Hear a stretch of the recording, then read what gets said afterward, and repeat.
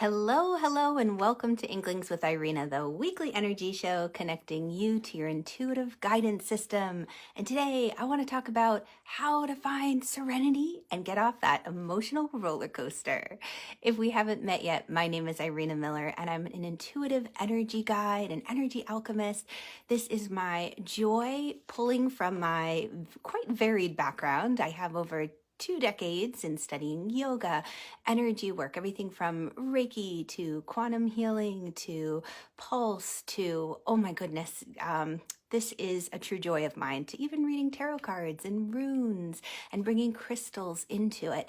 This is a practice, a lifelong passion of mine. And when I work with my clients, I put together very specific energy recipes for them to help them on their way. And that's what I love to do here. This is my chance to kind of do that on a bigger scale so I can help more than just the one person I can meet with at a time.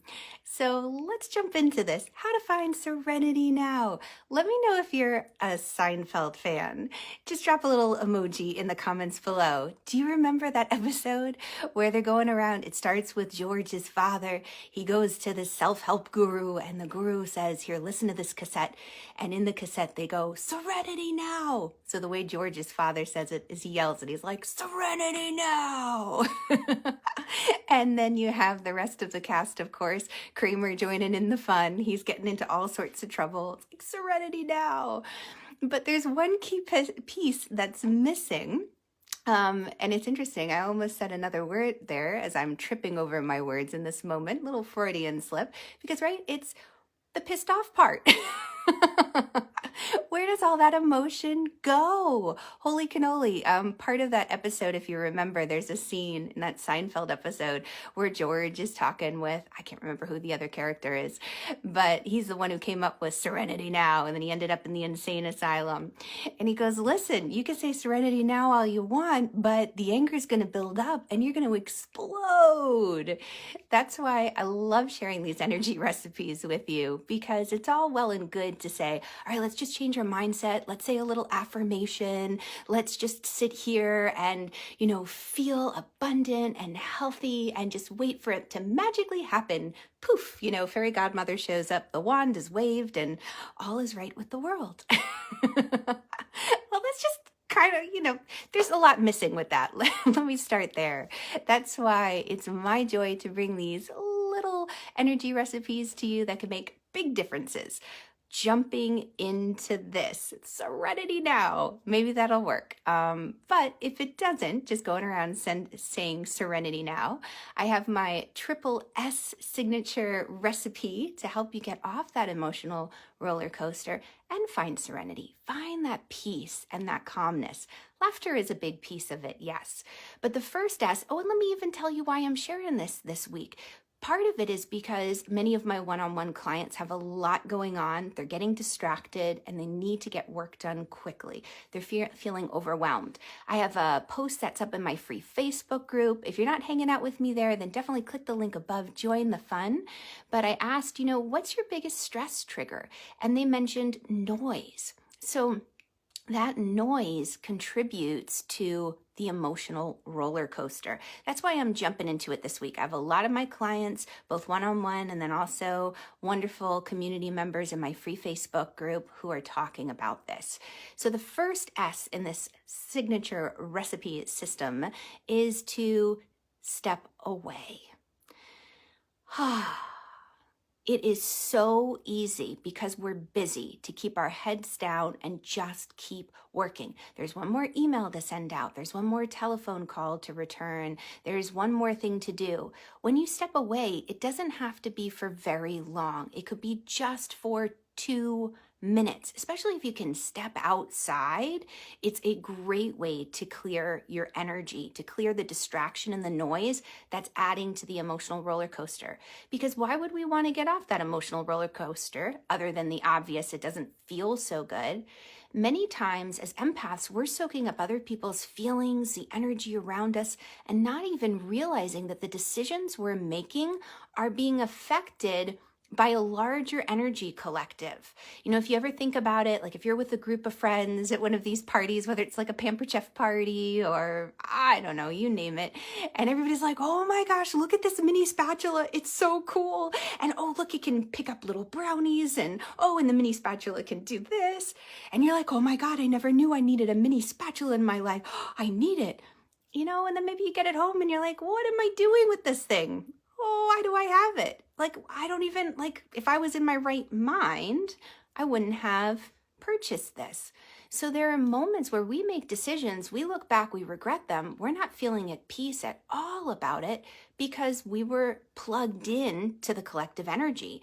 And that adds to the emotional roller coaster. When you step away, it allows you to say, wait a second. Let me just kind of move through the situation and figure out what's my feeling, what belongs to someone else.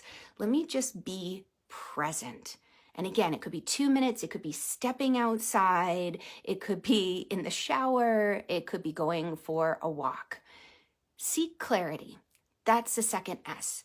Now, why I say seek clarity, that's part of kind of this culling process where we start to take action.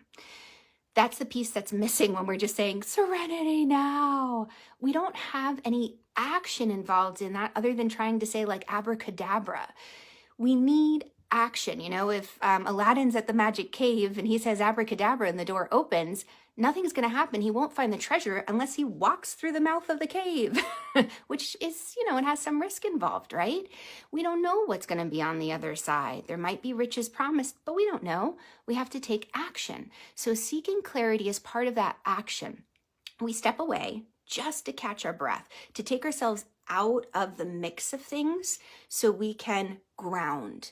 From there, we start to seek clarity. What does that look like? It looks like action. So here's where the walking comes in. Maybe it's journaling. Maybe it's meditating for you. Maybe it's singing mantras. Maybe it's talking it out with a friend. But it is the emotional release part. So at that end of that Serenity Now episode where Kramer's been going, Serenity Now, and he starts to twitch, he blows his lid, like, right? There's the explosion. It comes out. So release the pressure before it explodes. I giggle because I have a lot of Scorpio in my chart. So I know what can happen if you repress the emotion. It's quite an explosion. So have a little release valve. And that can look like a lot of different things, like the things I mentioned. Now, the final S is, what was my final S? It was stepping away. It was seeking clarity. And space. Have that space for thinking. It's important that once you take an action item and you clear out these emotions, you allow yourself some space to process, to digest what's ever come up. So with that clarity, we'll get the aha moments, we'll have the revelation.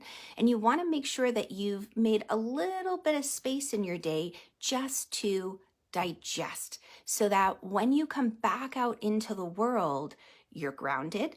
You know what your vision is. You know what feelings belong to you, what doesn't. You've had that chance to release, and you've had some time to digest and to think about it. So let me know in the comments below if you have a favorite way of letting off steam. There's many different ways we can do it, many safe and healthy ways, but I encourage you, take that time to figure out what energy belongs to you. If it doesn't belong to you, release it safely. If you're looking for practice of how to do that, I've got that in the link above too. My go-to practice that I call Root Flesh Fill. It's a wonderful daily practice. It can take you, once you know it, like 30 seconds. The little visualization and meditation is, I think, 2 minutes long, but it's a wonderful help. All right, so here's to your success and to finding serenity now. All right, I'll catch you all on the flip side. Have an amazing, amazing day. Mwah. Bye, guys.